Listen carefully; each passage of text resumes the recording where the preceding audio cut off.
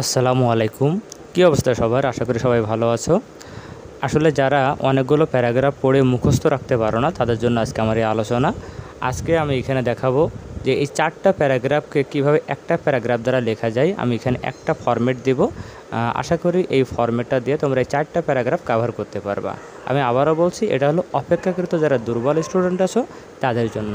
তো কীভাবে আমরা যে uses and abuses of mobile phone, internet, Facebook অথবা সোশ্যাল মিডিয়া, যে কোনো একটা আসলে আমরা একটা প্যারাগ্রাফ বা একটা ফরম্যাট দিয়ে কীভাবে শেষ করতে পারবো সেটা দেখাবো। তো প্রথমে দেখাচ্ছি, এখানে দেখো প্যারাগ্রাফের নাম লিখবো। লেখা আছে প্যারাগ্রাফের নাম, যে সেটা মোবাইল ফোন হতে পারে, ইন্টারনেট হতে পারে, ফেসবুক হতে পারে অথবা সোশ্যাল মিডিয়া হতে পারে। এরপর কি লিখছি, is a wonderful gift of science. এটা হলো বিজ্ঞানের একটা দারুণ উপহার বা আবিষ্কার। We live in an age of science. আমরা বিজ্ঞানের যুগে বাস করি। Science has gifted us many things. বিজ্ঞান আমাদের অনেক কিছু উপহার দিয়েছে। They have made our life easy and comfortable. তারা আমাদের জীবনকে খুব সহজ এবং আরামদায়ক করেছে। Some of them help us to communicate easily. আর এই আবিষ্কারের ভিতরে কিছু কিছু আবিষ্কার আছে যেগুলো আমাদের সহজে যোগাযোগ করতে সাহায্য করে। আবার প্যারাগ্রাফের নাম লিখবো এখানে, সেটা মোবাইল ফোন বা ইন্টারনেট যেটা আসবে সেই নামটা আমরা লিখবো। ইজ ওয়ান অফ দেম, মানে এটা হলো তার একটা। নাও এ ডেজ, বর্তমানে it is used world wide. এটা বিশ্বব্যাপী ব্যবহৃত হয়। ইভেন, এমনকি most of the people of our country, আমাদের দেশের অধিকাংশ লোক ইউজ ইট এভরিডে, প্রতিদিন এটা ব্যবহার করে।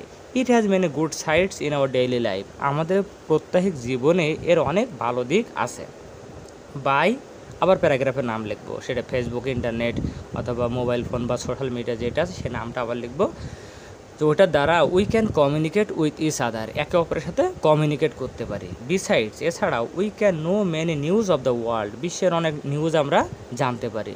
Really it has made our life easy. আসলে এটা আমাদের জীবনকে অনেক সহজ করে দিয়েছে।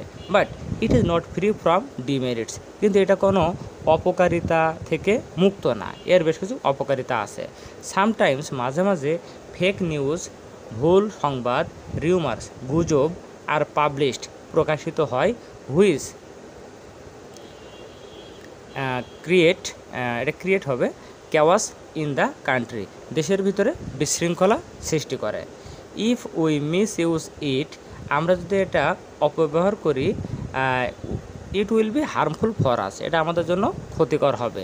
অ্যাকচুয়ালি, আসলেই it depends on our usages and abuses. এই জিনিসটা আসলে আমাদের ব্যবহার এবং অপব্যবহারের উপরে নির্ভর করে।